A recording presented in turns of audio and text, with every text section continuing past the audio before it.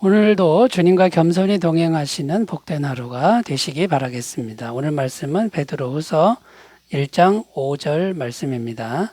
그러므로 너희가 더욱 힘써 너희 믿음의 덕의 지식을. 아멘. 오늘 5절 한 절만 읽었지만 7절까지 말씀을 보면 신앙인이 맺어야 할 성품의 열매가 나오고 있습니다. 어제 4절 말씀에서 신성한 성품, 곧 신의 성품에 대해서 말씀을 나누었는데요. 그 신성한 성품이 어떤 것인가를 말씀해 주는 것이죠. 그래서 8가지 목록이 나오는데 그 종류를 보면 믿음, 덕, 지식, 절제, 인내, 경건, 형제, 우애, 사랑, 이것을 언급하고 있습니다. 이런 성품들이 있어야 신의 성품에 함께하는 사람이다라는 의미가 됩니다. 지금 베드로 사도가 신의 성품을 강조하는 이유는 이단들 때문이라고 말씀드렸죠. 이단들은 이런 것에 관심도 없고 그냥 정욕대로 사는 사람들이라는 겁니다. 그들이 교회 공동체를 타락과 방종으로 자꾸 물들이고 이끌어 갔다라는 것이죠. 그런데 우리가 여기서 생각해야 될 것은 꼭 이단들이 있어서가 아니라 신앙인이라면, 성도라면 마땅히 이런 하나님의 성품의 열매를 맺어가야 된다라는 겁니다. 그러니까 세월이 지나도 이런 성품이 맺혀지지 않는다 그러면 신앙에 문제가 있다라는 것을 보여주는 것입니다. 그래서 앞으로 3일 동안 이 8가지 성품들이 어떤 것인지를 살펴보려고 하는데요. 하나하나 살펴보면서 우리가 맺어야 될 신의 성품들을 잘 알고 잘 맺어가는 귀한 은혜가 있으셨으면 좋겠습니다. 자, 첫 번째로 나오는 성품은 믿음이라고 나옵니다. 신앙인에게 있어야 할 성품의 목록 중 첫 번째는 믿음입니다. 믿음이 있어야 일단 신앙인이 될 수 있습니다. 믿음이 없으면 신앙인이 아닌 것이 되고요. 믿음이 없이는 다른 성품들은 맺힐 수가 없습니다. 믿음이 기본이고 믿음이 이제 기초가 되고 믿음이 반석이 되는 거죠. 믿음이 없으면 다른 성품은 불가능하게 됩니다. 자, 그 믿음이 뭐냐면 믿음은 예수님과 나의 마음이 연결되게 하는 이제 그런 것이다라는 거예요. 그 믿음을 통해서 내 마음이 예수님과 연결되어야 되고 되는데 예수님으로부터 예수님의 성품이 믿음을 통해 내 마음에 이렇게 들어오게 되는 거죠. 그 진액이 공급되게 된다라는 겁니다. 요한복음 15장 4절 내 안에 거하라 나도 너희 안에 거하리라. 가지가 포도나무에 붙어 있지 아니하면 스스로 열매를 맺을 수 없음 같이 너희도 내 안에 있지 아니하면 그러하리라. 그러니까 내 안에 거하라 나도 너희 안에 거하리라. 이렇게 믿음을 통해서 예수님을 우리가 이제 모셔드리는 거죠. 그래서 예수님과 내 마음이 연결되게 하고 예수님의 마음을 묵상을 통해서 계속 받아들이면 진액이 들어오게 되는 겁니다. 요한복음 1장 12절 영접하는 자 곧 그 이름을 믿는 자들에게는 하나님의 자녀가 되는 권세를 주셨으니 영접은 마음에 영접하는 건데 내 마음이 예수님을 겸손하게 영접하면 예수님이 들어오셨으니까 하나님의 권세자가 된다라는 말씀이 됩니다. 믿음이라고 하는 것이 이렇게 중요합니다. 일단 첫 번째 믿음으로 예수님이 우리 마음에 계시도록 하는 게 중요하다라는 겁니다. 자, 여기서 핵심이 뭐냐면 믿음은 관계적인 용어입니다. 나 혼자 믿습니다. 이것은 성경이 말하는 믿음이 아니라는 거죠. 그러니까 믿음이라는 것은 다른 말로 예수님을 신뢰하는 것, 그리고 예수님과의 관계를 신실되게 가꾸는 것. 그러니까 신실하게 믿을 수 있게 가꾸는 것이죠. 관계적 용어입니다. 인격과 인격 간의 그런 이제 문제가 되는 거죠. 관계적 용어가 믿음이라는 것이라는 겁니다. 그러면 뭐를 신뢰하는 걸까요? 하나님의 영원하신 사랑.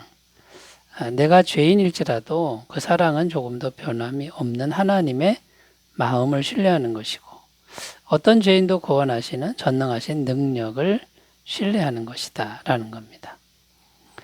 요한복음 3장 16절입니다. 하나님이 세상을 이처럼 사랑하사 독생자를 주셨으니 이는 그를 믿는 자마다 멸망하지 않고 영생을 얻게 하려 하심이라.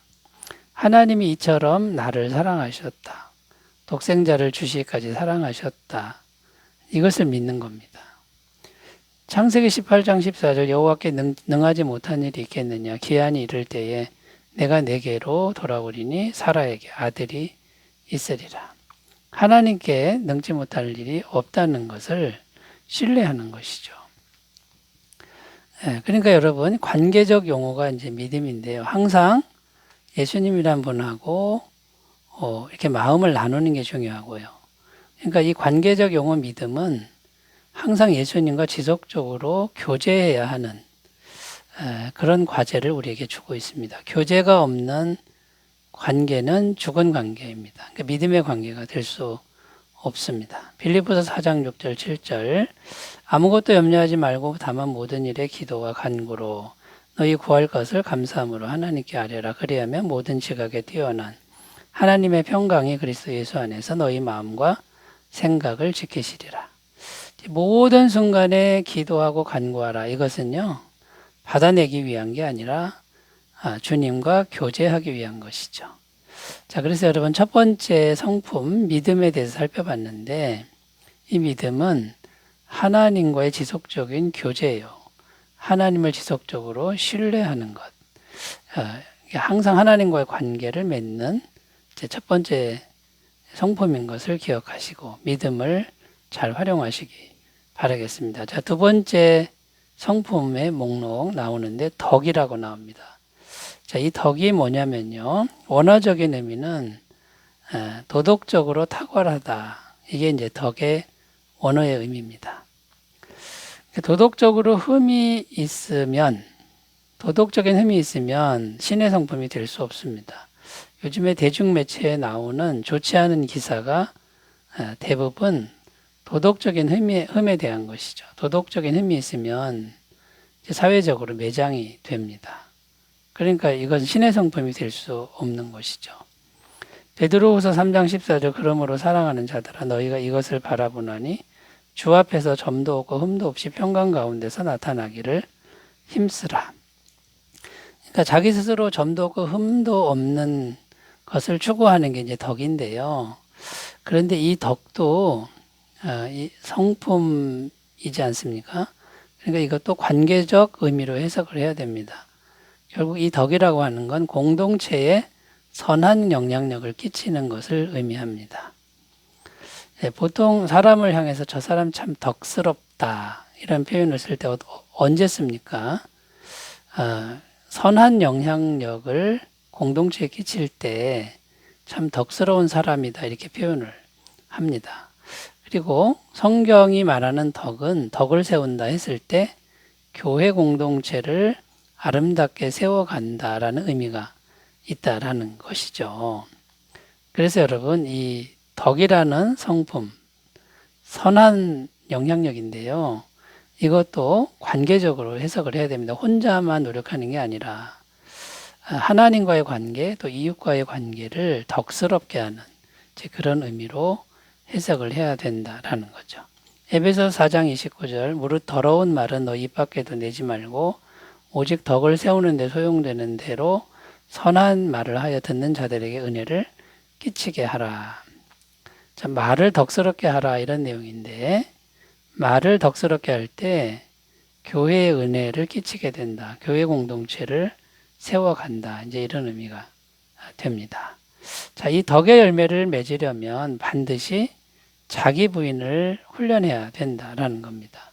자기 이익이 앞서가고 자기를 드러내는 사람은 덕을 끼치기가 어렵다라는 거죠. 고린도전서 10장 23절 24절 모든 것이 가나 모든 것이 유익한 것이 아니요 모든 것이 가나 모든 것이 덕을 세우는 것은 아니니 누구든지 자기의 유익을 구하지 말고 남의 유익을 구하라. 그러니까 여러분, 이 덕이라는 성품도 결국 자기는 죽고 공동체를 살리는 이제 그런 정신이라는 것을 기억하셨으면 좋겠고요. 이 덕의 열매도, 덕의 성품의 열매도 인간의 힘만으로는 불가능합니다. 반드시 하나님의 은혜로 마음을 채워야 되는데, 선한 것으로 채워야 된다라는 것이죠. 그러니까 먼저 내 마음에 하나님과의 관계를 맺고 하나님의 선한 마음을 받아들여야 한다라는 거죠. 에베소 4장 23절 24절 오직 너희의 심령이 새롭게 되어 하나님을 따라 의와 진리의 거룩함으로 지으심을 받은 새 사람을 입으라. 하나님의 덕을 우리 마음에 먼저 채워야 공동체에 선한 영향을 끼치는 이제 그런 사람이 될 줄로 믿습니다. 덕의 열매를 잘 맺어 가시기 바라겠습니다. 자, 세 번째는 이제 지식이라고 나옵니다. 이 지식이라는 것도 이제 성품의 열매인데요. 지식의 의미는 지혜와 통찰력으로 해석이 됩니다. 자, 덕의 지식을 이렇게 표현하는데, 덕만 가지고는 안 되고 덕의 지식을 더해야 된다. 그래야 온전한 덕이 된다. 이런 의미가 되는데, 이게 무슨 말이냐면, 예를 들어 중세시대 때 페스트라고 하는 전염병이 유행했습니다. 그때 교회가 어떤 일을 했냐면, 전염병이 창궐 하는데 사람들을 한 자리에 모아서 기도회를 했다는 거죠. 자, 기도한다라고 하는 것은 선한 일이지만, 이건 분별력이 없는 행위입니다. 이제 서로 떨어져서 기도를 해야 되는데 한 자리에 모아서 기도했다. 이거는 지식이 부족하다. 지혜가 부족하고 분별력이 부족하다라는 것이죠. 자, 우리가 또 이런 예를 우리 생활에서 찾아볼 수 있는데, 사람은 착한데 자기가 망하면서도 계산하지 않고 자기 걸 막 퍼주는 사람. 이거는 착하긴 한데 분별력이 없는, 지혜가 없는 사람이 되는 거죠. 부모의 자식 사랑을 예로 들 수 있는데, 지나치게 자식을 사랑하니까 자식을 망치게 되는 이런 경우도 결국은 지식이 부족하다라는 겁니다. 결혼식 집에 오는 사람이 금식 기도 중이라고 음식을 안 먹는다든지, 부활을 믿는다고 하면서 장례식 집에 가서 지나치게 묻는 행위, 자, 이런 것들을 예로 들 수 있습니다. 그러니까 여러분, 덕에 이 지식이 있어야 균형이 딱 잡히고 아름다운 덕이 이제 된다라는 거고요. 이 지식은요, 다른 사람의 감정과 상황을 잘 헤아리는 능력을 길러야만 이제 되는 거고요. 결국 십자가 복음을 잘 이해해야 되는데, 십자가 복음은 사랑만 있는 게 아니라 공의도 있다라는 겁니다. 반드시 죄값을 치러야 되는데, 이제 오해를 하는 거죠. 사랑만 강조한다든지 공의만 강조하면은 이게 지식이 이제 분별력이 모자르게 되는 것이죠. 자, 여러분, 믿음과 덕과 지식을 잘 가꾸시길 바라겠습니다. 기도합니다. 하나님 아버지, 우리에게 참된 믿음, 참된 덕, 참된 지식이 길러지게 하옵소서. 예수님의 이름으로 기도드립니다. 아멘. 좋은 하루 되시기 바라겠습니다. 감사합니다.